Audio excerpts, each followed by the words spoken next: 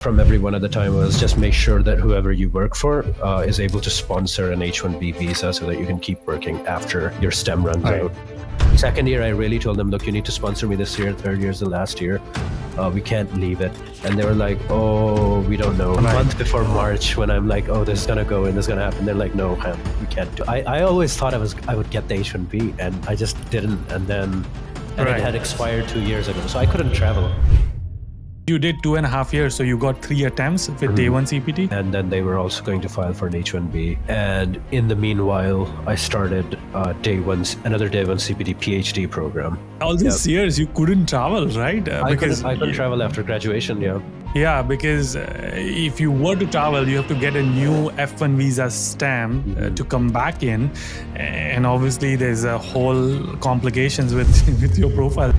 This video is sponsored by MobSquad. In the later part of the video, we're going to talk about how MobSquad helps tech professionals who are in United States struggling with their STEM OPT, H-1B visa issues, move them to Canada, work with their current company, and also help the tech professionals to get the work permit for Canada within 4 to 6 weeks and their PR within 6 to 12 months. They don't just help the individuals, but also their family members, which is mind-blowing. But for now, I'll let you enjoy this mind-blowing story. Thank you, Khayyam, for doing this. Really means a lot. I am excited to learn about your story. I think when we were talking offline, and I was like, "Wow, this is an interesting story, and we should share it with the audience." So before we get into that, let's do like a quick intro.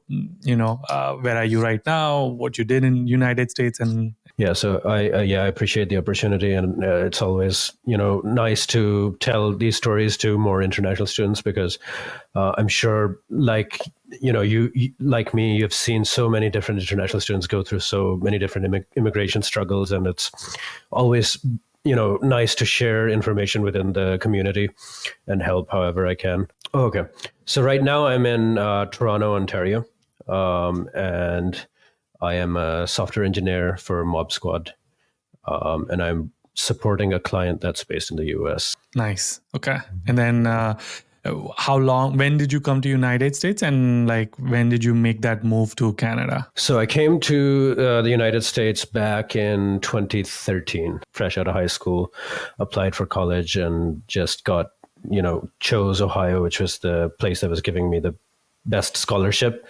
That was the consideration at the time. So yeah, that's how I ended up in the US. And you were doing your bachelor's? Yeah, I was doing a bachelor's in computer science at the time. Nice. I'm assuming you graduated in 2017 and then you were starting to work. Is that right? Basically got to school, started doing computer science.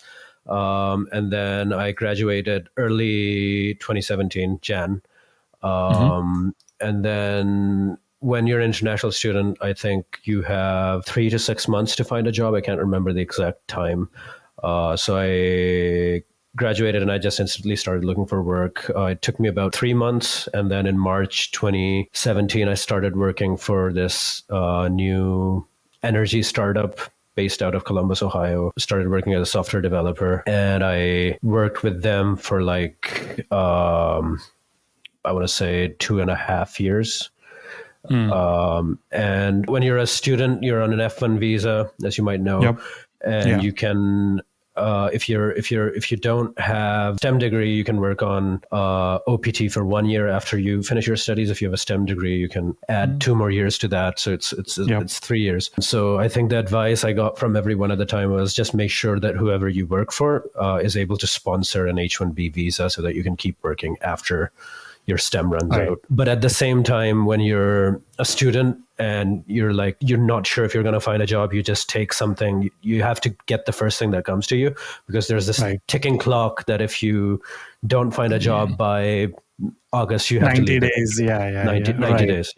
Yeah. So I was approaching that window. So I found this job with a startup, and through the interview process, I'm like, look, I like the city. I've been in Columbus for 4 years. I like the vibe. I can see myself settling here. So, would you consider sponsoring me once I am no longer able to work on the STEM visa? And they said, yeah, we'll talk about it when your visa runs out. We'll do what we can. Yeah. And so that's interesting because typically most companies will just do the attempt, like, because you get 3 years of OPT, like 1 year of OPT, 2 years of extension, and then every single year they will apply for H-1B in a lottery to see that if you get selected, and then do the rest of the process. So in your case, they're like, once you are at the last year, then we will try for you, which is an interesting thing. But again, obviously you didn't know, and you had like no choice at that time. So you're like, all right, I'm just going to get whatever I can at that point of time. Yeah, there's that. And I think that a lot of bigger companies who have international people worked for them before, that's typically what they'll do. But there's a lot of these small startup companies, especially in smaller cities like Columbus, Ohio, who don't know a lot about visas. And as a student, you don't know a lot about visas, right? Like you don't have the whole picture in your head of how it's going to go. Yeah. So I thought, it's fine. I'll apply for the visa. And I didn't know the odds back then. And right now the odds are horrible. Like there's, I think, 700,000 people in the lottery this time. Right. Yes. But it wasn't like that before. It was like 200,000 people or something. So, and right. I had 200,000, 85,000 people apply for it. I mean, get it. Yeah. So like I knew some people who had like gotten the H-1B on their first attempt. So in my mind, it was like, okay, eventually they'll do it and I'll either get it or, I'll start studying or something. So the first year passed by, I didn't pay too much attention to it. Then the second year, I saw some people not get the H-1B. I saw, this is an issue. I need to press them to do the sponsorship. Second year, I really told them, look, you need to sponsor me this year. Third year is the last year. We can't leave it. And they were like, oh, we don't know. Like they just kind of gave me like a maybe, and they were like, no, we'll talk about it next year. And then next year came around, and I thought that they were gonna do it. Like they said that they were gonna do it, but it just so happened that the company was being acquired by like a bigger company, and so when a company is being bought, they can't tell the employees because it's like it's a legal requirement for when a deal is happening, so that the employees keep working. But that like completely messed up my visa process because like a month before March, when I'm like, oh, this is gonna go and this is gonna happen, they're like, no, we can't do it. And so that's when I completely, I was like, oh, what am I gonna do? So I had to like look for jobs, look for more work. But then like I think my STEM extension was running through January next year, but it wasn't enough to sustain me through the next H-1B draw. Right. So I did find a job, and then I started working for a bigger company in Columbus, Ohio called Designer Brands, DSW. They sell shoes. It's like Foot Locker. You might have heard. Okay. Yeah. So again, from the timeline perspective, this is your third attempt from STEM extension. Your OPT ends at like January, but again, the H-1B application happens in March, so you can't like continue. So you switched the job in March or so, found this new company, but still the problem still exists that you can't work because you're going to run out of your STEM extension. So what did you do at that time? Yeah, so at that time, when I got this job, I was doing like an AI program, trying to learn about ways to classify things, and this job wanted to classify fraud transactions into credit card transactions into fraud and non-fraud transactions. So when I got the job, I thought it was going to be more technical in nature. But then when I actually started working, it was more management and tech operations. Yeah, It was more operations, business operations. So at that time, I was thinking, I had heard of day one CPT programs, and so you could do essentially something in your line of work, and then, or you could go back to school and then keep working through CPT. So I thought, okay, maybe I'll do a master's as well because I only had a bachelor's, and then that way I'll also be able to keep working. And then I was because I always thought of myself as a programmer, and I was going to do a computer science program, but I couldn't really find any good computer science programs within my city that could also accommodate me being able to work.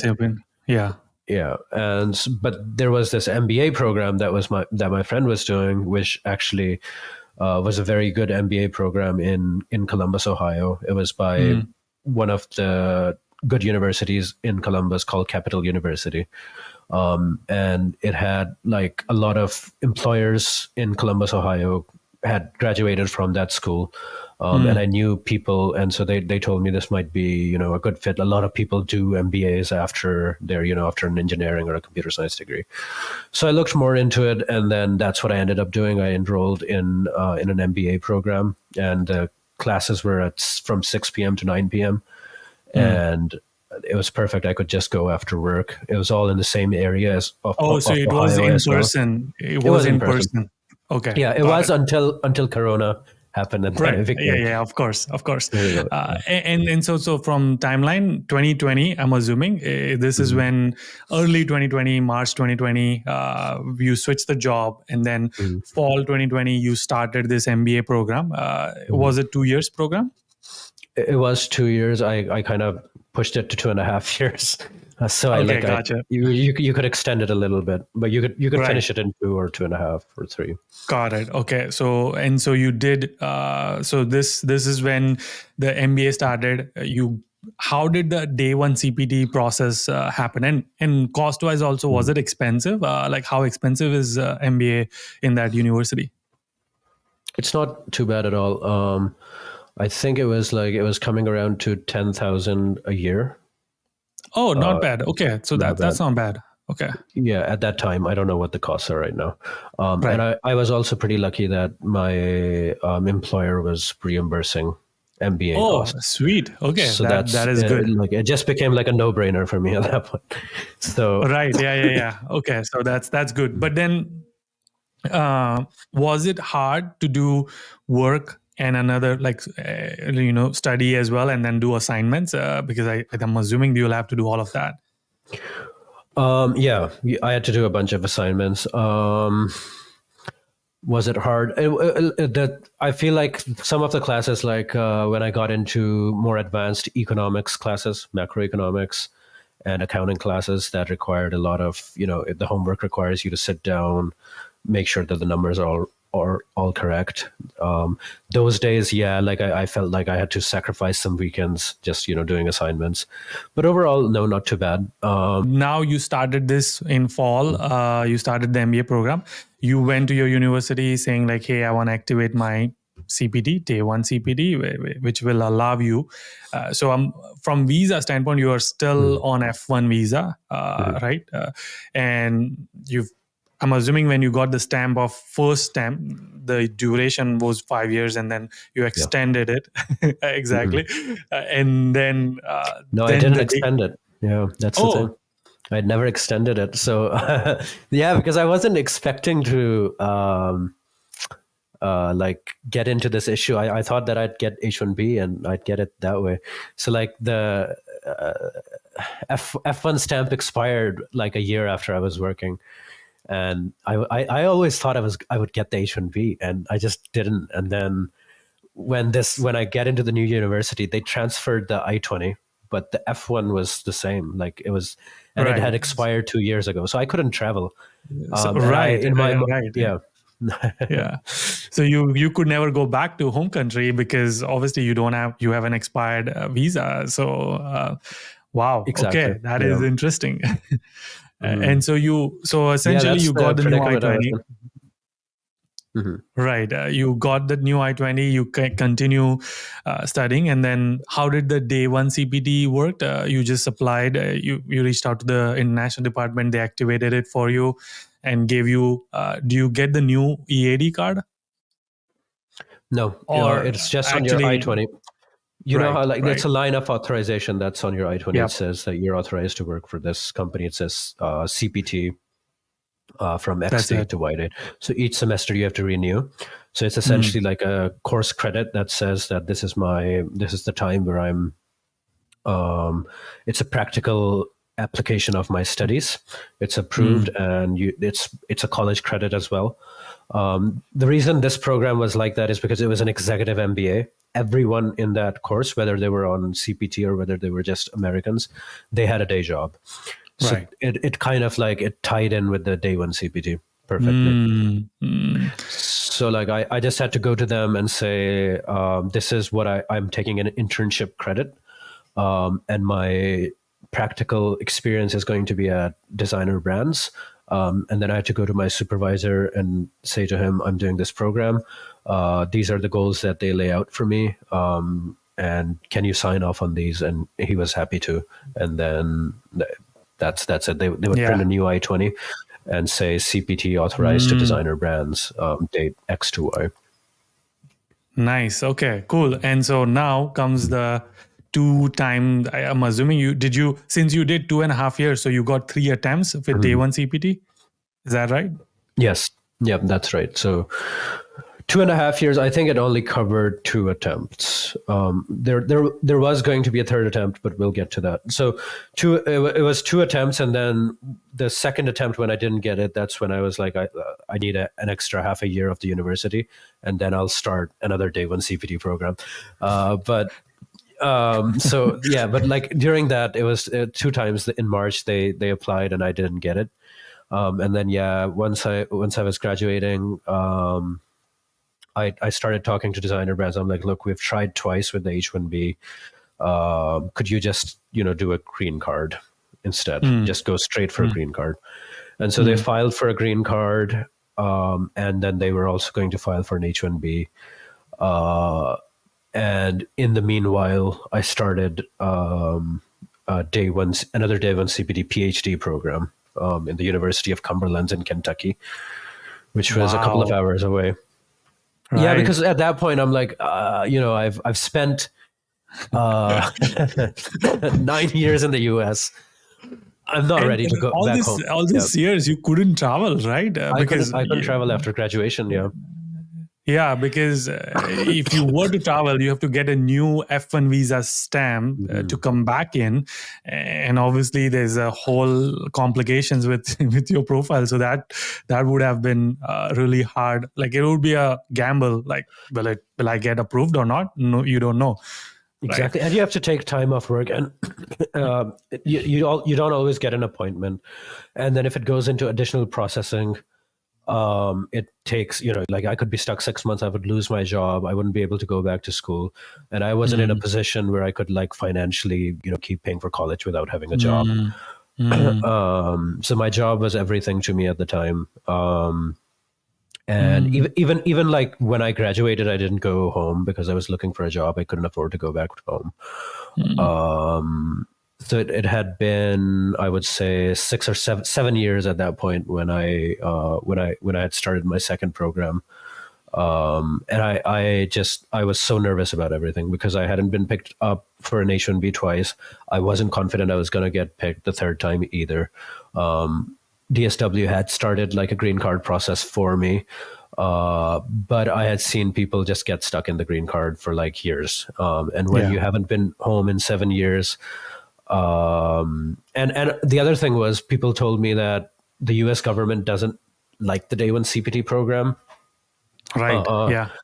That you're essentially not supposed to be, studying and working, or I guess the F1 visa is what they call a single intent visa, where you're not intending to immigrate. Your intention must always be, I'm studying and I'm not planning to immigrate. Whereas an H-1B, as you might know, is a dual intent visa where you can apply for a green card. So now that I had started my green card process and I was on a student visa, that's what they call a conflict of interest. So now if I go and I say, please stamp my F1 visa, but at the same time there's a green card application, they say, no, your intentions aren't aligned. Right. So they could deny me that, which I think is pretty silly when you think about it, because like at the end of your PhD program, you can apply for an EB1 green card where you can sponsor yourself and say, yes, I'm going to stay in the United States. So up until that point, you're not supposed to even think about immigration. But as soon as your degree is done, somehow like it's right. Yeah. It changes. So from timeline, you had 2 attempts, you joined the PhD program, and your company was trying to do green card and was gonna do the third attempt of H-1B. So at some point you figured out like, okay, this is too risky. I need to path B, which is Canada. How did that happen? Yeah, so I always in my mind have like a path A and a path B. Even when I was doing the H-1B, well, I guess I learned my lesson after the company told me that they were my first employer was like, we're being bought out, we're not going to apply for an H-1B. I was like, I can't trust anyone in this country because they'll tell me one thing and then I'm going to be left hanging for dry. So I need to think about other options. And at that time, I started looking into other countries to immigrate to, or I guess I didn't start looking into it. One of my friends was thinking about Canada. He was a refugee applicant from Afghanistan. And he had been in the green card pipeline for years, like 8 or 9 years. At that point, he had come to America as a high schooler, and he had been, he had gone through 5 or 6 years he was there at that time, and now he has his green card, so I'm very happy for him. But at that time, he was like, I don't know what's going to happen to me. I can't go back home because Afghanistan had been taken over by the Taliban. It was a serious situation. So he was looking into Canada, and he was like, oh, Canada has this immigration system called the Express Entry, where you don't necessarily need to be in the country beforehand. It's an immigration system where they are inviting people based on their skill set, based on their education. They put you in a kind of a stream and evaluate you, give you points, and based on that, they invite you. So that's when we first started talking about it. I didn't take it too seriously, but I thought, okay, might as well put this in, see if something happens. So then I took my IELTS back then. I got my bachelor's evaluated for the Canadian points, and I just started building a profile. And then I forgot about it when I started working for the designer brands. But then when my PhD time came, one of my other friends from Bangladesh was also in the stream, and he had gotten an invite. What I was noticing at that time was I had 460 or 70 points. And the cutoff for the draws was around 480. For people's understanding, Canada's immigration system is like all point based, so it's not lottery based. So you have a master's degree, your education will gain you some points. If you have master's degree, you gain some more points. You have work experience, you gain some more points, and all of that collectively becomes a point. And then Canada decides like, okay, here's if anyone has this point to this point, you will be picked, and and then you do the next steps. So in your case, you said your points were roughly 460, 470, and Canada drew it, and you made it. Is that what it was? No, so the cutoff was a little bit higher than what I had. Oh, gotcha. So it was always at like 480, 490. I was at 460, 470.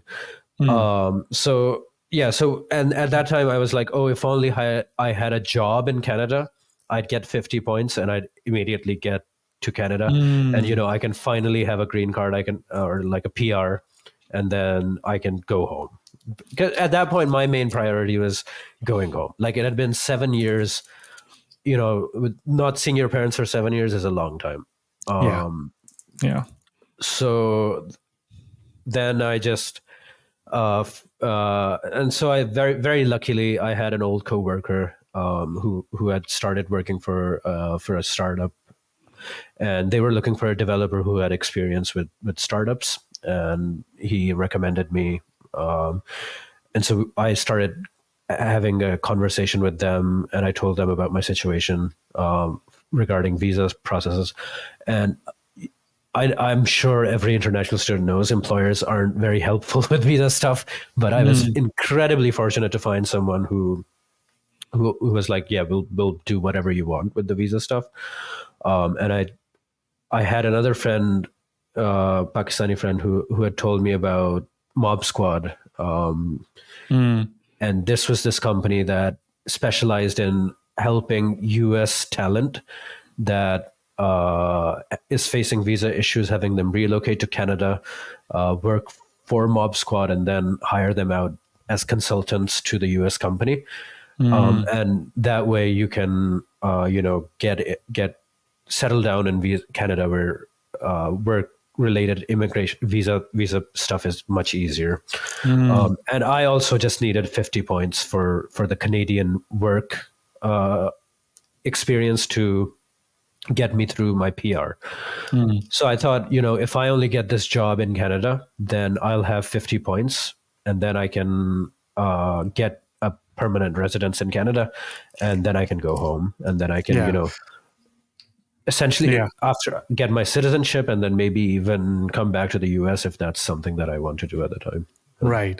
And so this is the third company, not the designer brand. This is the third company, which is the startup. Your old coworker helped you kind of talk to them.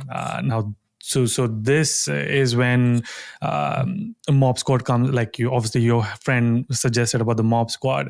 So how did that whole conversation happen? Was it the MobSquad talking to this startup company, and they kind of worked out?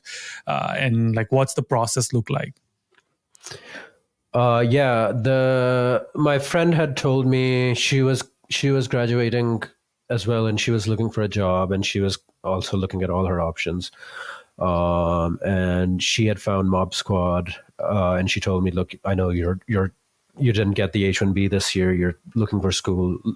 Maybe look at this company. They might be able to talk to designer brands and have you relocated in Canada. So I talked to designer brands. I said, look, is there a way that we can move to Canada? And designer brands said, we have a designer brands Canada. So we wouldn't go through a different company. Like if we were to move you to Canada, we would just send you to designer brands in Canada. And I tried that. I tried like working through that, but they in the end didn't want to do that. And they just wanted to do the green card instead. They wanted me to keep in the United States. And so I forgot about it. But then when the startup opportunity came up, I had already been talking to MobSquad and designer brands. So I thought, maybe designer brands isn't working with MobSquad. Maybe this new startup would be willing to work with MobSquad. Yeah. So then I was doing all of the things. I had MobSquad. I talked to them. I got some material from them. I pitched it back to the startup. I was just doing a lot of calls back and forth, and I'm just. And so this is you still not working with the startup. It's still just okay. So, but the startup was willing, like, okay, if this is what it'll take for you to work for us, we'll do it. It was kind of that kind of deal. Okay, got it. And so for people who don't know about the MobSquad, what they do is so they will work with you and your company. So for example, if you are like in this case the startup, so they work with your startup. They will hire you. MobSquad will hire you as an employee of MobSquad. You move because MobSquad is in Canada. You get that 50 points, and then MobSquad is going to like work with your company to hire that company as a consultant or a contractor or whatever that case may be. But pay and everything, I'm assuming, is all same. Yes, the MobSquad. Yeah, I had to negotiate everything. I imagine it's different for different people. If someone's working already at a company and then they go to MobSquad and have it go through them, then the pay is probably the same. It's different. I set this whole thing up from the get-go. It wasn't So I had to I was like, okay, sat down with MobSquad, sat down with my current workplace startup, and then just kind of got the paperwork done. Got it. Okay. And so how long did it take from them? Both parties agreed. MobSquad obviously agreed and your startup agreed. How long did it take for you to get the work permit so that you can be in Canada? It didn't take too long. I started working in December. Or maybe it was November, mid-November. And then mid-November by the end of December, I had my work visa stamped. So it took about a month and a half. And, at that point I was like, look, H-1B, I've been looking at that for 4 or 5 years and I don't have an H-1B, and Canada came in 2 months. So it was a huge relief. And then on January 18th, I moved to Canada. 18th of 2024. 2023. Oh, 2023. Okay. So it's been like Yeah. a year and a half that you've been in Canada. Got it. Mhm. And so this is the work permit. Did you also get the PR already or no?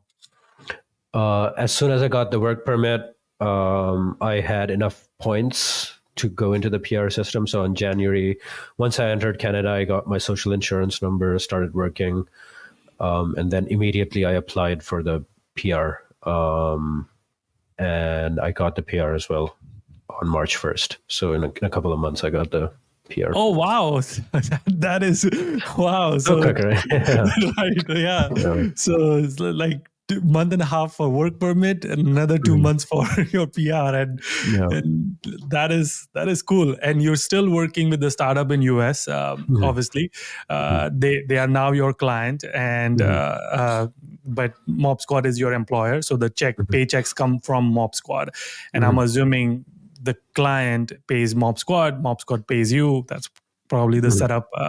Nice. And so did you then now get chance to visit your like parents, or did they come visit you? Like, No, yeah. The first thing I did, like I started working, I came to Canada January 18th. March 1st, I was gone back to Pakistan. So Nice. I took a month to just kind of get an apartment, put all of my stuff in here. But I'd already talked to my new employers in America. They knew my struggle, and I just so fortunate to work with such nice people that they were like, "Yeah, you go home, you take a month, and then get with your family." So I went back. I spent a month with my parents, came back, and then I also got to go back again this winter. I was there actually for 2 months, December and Jan, and since I work remotely, it's been a blessing. Nice. Love it. That's awesome. Now that you are in Canada for a year and a half, is it any different than United States? Like if it is, what is the difference that you notice? Yeah, it's interesting. There's good and bad. But I also think it depends on where you're coming from in the United States. So I came from Columbus, Ohio. Columbus, Ohio is a city of, I want to say, maybe 800,000 to 900,000 people. And Toronto is a city of 6 million people. So it's right. Yeah. So you just kind of like, there's a lot more stuff. There's a lot more people, but it's a lot busier. It's a lot more expensive. So I think the biggest complaint I hear from people in Toronto is it's so expensive. Groceries are so expensive. Rent is too high. And kind of like the future prospects on when you're in Columbus, Ohio, house prices are so low. Like if you're going to go buy a house, you can get one for $300,000, $400,000. In Toronto, you can't do that for less than $2 million. So I can't even think of, saving that much to buy a house. So it's like you're mentally, you have to adjust, like it doesn't feel right to go and pay $100 for groceries each time. It's shocking.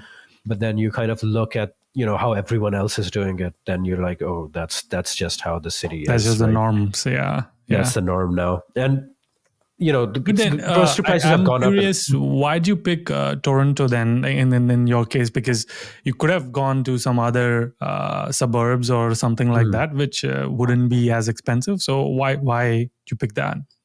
I could have. The reason mostly is I don't know anyone in Canada, or I didn't know anyone in Canada when I moved. And I kind of wanted to go to a place where MobSquad had an office. So I'd meet new people, new coworkers. And Toronto's just, if you're a new immigrant, there's no better place to be in Canada than Toronto. Oh, really? Okay. I would say so, because there's just a huge network of people, both in terms of work, personal life, just food, things like that. I didn't even know that I knew people in Toronto. I came here and I 10 people from high school were in Toronto. You don't know these things, but Toronto's like such a magnet for international people. You probably know people in Toronto. So that's just how the city is. So I thought, like maybe I don't have to end up in Toronto forever. But I'll go check out the city, and then maybe in a couple of years, if it's too much, I'll move to a suburb. So that's where I'm kind of at right now. And I love this city. Like it's expensive, but it's so much fun. And the people really make it worth it. Like just some of the nicest people I've met have been in Toronto. So I'm kind of just feeling it out. I want to just kind of hang out until I get my citizenship. And then, I'll be in my 30s. At that point, I can see, where do I actually want to settle down? Do I want to settle down in a suburb? It just kind of depends. Yeah. Love it. That's so cool. And so what's the difference between PR and citizenship? Like, is it just more like is it same as green card and citizenship in United States? Yeah, that's essentially it. So PR is, you just don't have the right to vote, and you don't have the right to run for office. I think other than that, it's almost everything's the same. But at the same time, with a Canadian passport versus just a PR card, you have a lot more mobility versus a Pakistani passport. So if you're a Pakistani passport, you can't go to the US anytime you want. Like with a PR, you need a visa. I have a US visa, but like other countries, like it's more restricting. With a Canadian passport, you can also get a TN visa for the United States, and that's infinitely renewable. So that's also a plus point. That is awesome. I love the story. Full ups and downs, but there's a hope, and that's awesome. Would you recommend people MobSquad and like how they helped you in your experience? Yeah, MobSquad has been amazing. They've been such a blessing. And some of the nicest people, very easy to talk to. 100% recommend if you're in a difficult situation and you're considering Canada. MobSquad's an option. Talk to them, give them a call, see what they can do for you.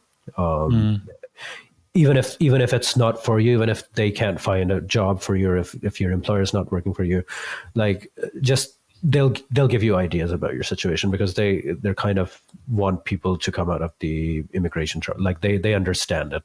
So definitely recommend MobSquad. As a whole, is Canada right for you? Is going to be a bigger conversation that you'll have with yourself, right? Like, what are your life goals? What kind of financial situation are you in? It's going to look different for everyone. But overall, my experience has been good. That's all I can say. Yeah. Cool. Yeah. This was amazing. Any final words of wisdom, last things that you want to say to international students who are in your spot and in tough spot? I don't know. I would just say, it's stressful, but try and relax, think through your options, and just have conversation, like explore different opportunities. Like MobSquad in Canada seemed like an outlandish thing at the time. It didn't seem real. It didn't seem possible. But I went, I talked to them. If you try and figure a way out, one of the things that you're trying to do will work out. So that's my suggestion. Just don't lose hope. Be positive. And I'm sure something will work for you. That's right for you. That's all I will say. Nice. I love it. Again, thank you so much. This was, I feel like I learned a lot about you and your story, and in general, like how crazy, like I can't still believe, I'm assuming you dropped out of your PhD. I did. I couldn't keep up with it. It's like PhD is a full-time, like people don't really, you have to read so many. The MBA was like, it was manageable. PhD and a full-time job, it takes a toll on you. Yeah. Awesome. Thank you again. Really means a lot. I am so glad that you were able to share your journey with us and gave us some more options. But I can't wait to meet you in Canada, hopefully, until our next one. But keep smiling, keep hustling.